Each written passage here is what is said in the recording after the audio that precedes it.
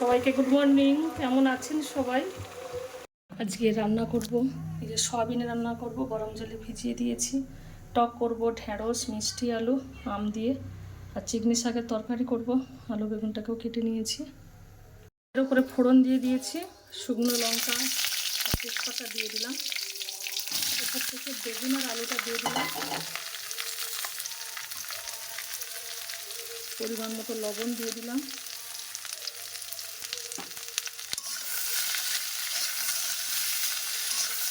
আলু আর বেগুনটা একটু ভাজা ভাজা হবে।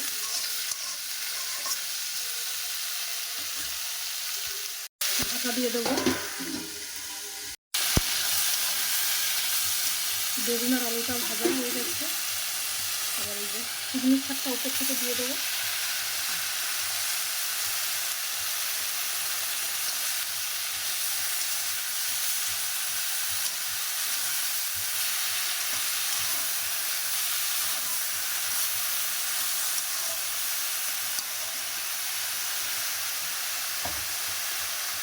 উপর থেকে পরিমাণ লঙ্কা গুঁড়ো,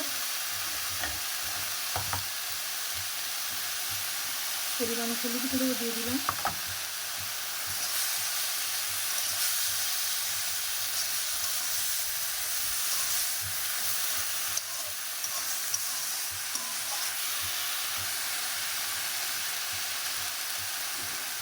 ঢাকা দিয়ে দেবো, একটু মজে যাক। এবারে ওপর থেকে পরিমাণ মতো সরষে বাটা দিয়ে দিলাম।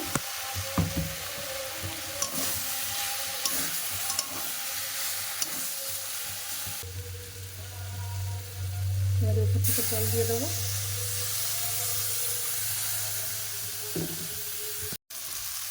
তরকারিটা হয়ে গেছে, একদম শুকনো শুকনো হয়ে গেছে। এবার ঢেলে নেবো। চিকনি শাকটা তো আমি আমার মতো করে রান্না করেছি। আমার মতো কে চিকনি শাক ভালোবাসেন আর আপনারা কেমন করে বানান কমেন্ট করে জানাবেন।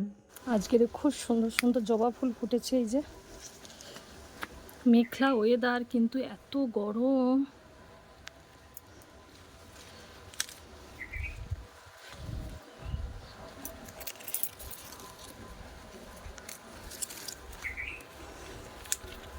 কদিন বৃষ্টি হচ্ছিল, একটু ওয়েদারটা ঠান্ডা ভাব ছিল, আবার প্রচণ্ড গরম পড়েছে।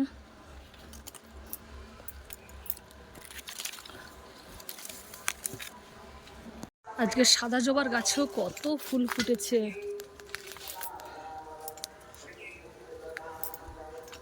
কি সুন্দর দেখতে লাগছে, একদম আলো হয়ে আছে গাছটা।